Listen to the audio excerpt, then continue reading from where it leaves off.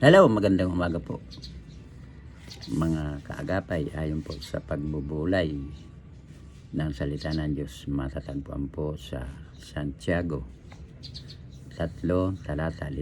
Ganito po ang sinasabi: kay liit-liit na bahagi ng katawan, ngunit malaki ang nalilikhang kayabangan.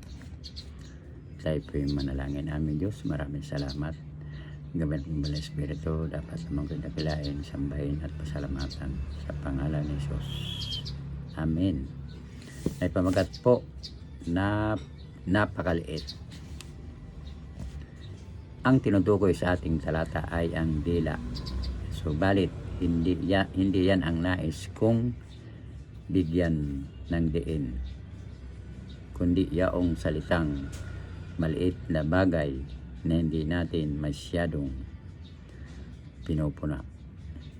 Kaya't hindi tayo nagiging maingat. Mga maliliit na bagay, kung magkamisan, ay hindi na natin ito gaanong binibigyan ng pansin, sapagkat hindi ito tulad ng pagnanakaw, pangangalunya, pagpatay at mga kasalanang iniisip na masama, kaagapay.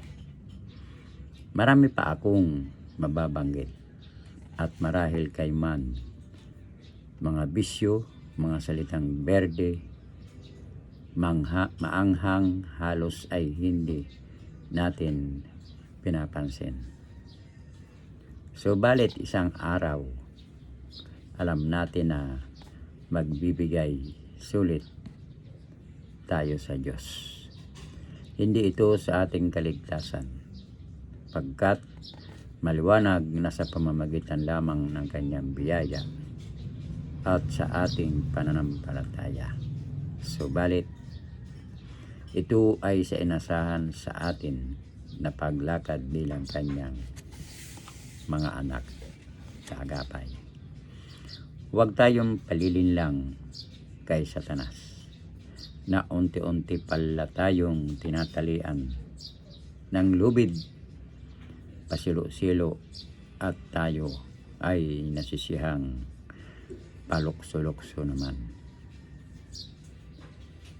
upang sa huli ay makita na nakatali na pala. Sandali kang mag-iisip at sa bawat bahagi na nakita mong nabihag ka na pala, ay isuko mo ngayon sa Panginoon, pagsisihan at palinis ka na niya.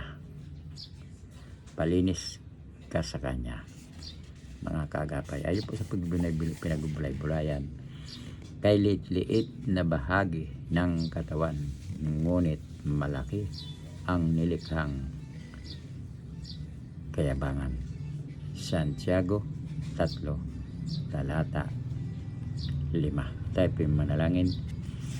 Panginoon Diyos, patawarin mo po kami sa aming pagkawawalang bahala sa mga bagay na tila man din napakaliit, ngunit napakahalaga tungo sa kabanalan at para sa kaayusan.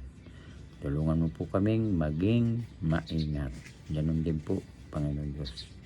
Patuloy po, Panginoon, dinadalangin sa iyo ang aking apo na si Chuchay sa kanyang karamdaman, sapagkat kayo ang manggagamot noon, ngayon at magpakailanman, sa pangalan ni Jesus.